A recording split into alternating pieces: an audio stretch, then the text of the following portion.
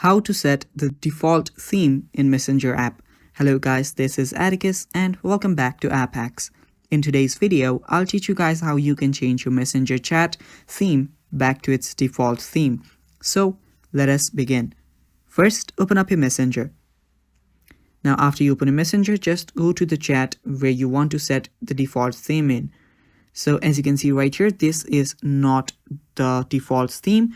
To change this back, what you'll need to do is tap on the person's name, and after you're there, scroll down and you will see the customization section.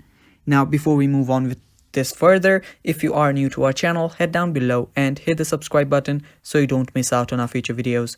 Also press the bell icon so you get notified when we release our new videos. Now let's continue. Now after you're here, just check out the customization section and go to theme. After you go there, just find the one that's currently on. So currently I have this googly eyes theme on. All I need to do is tap on this again, and there it will give me an option to remove this theme.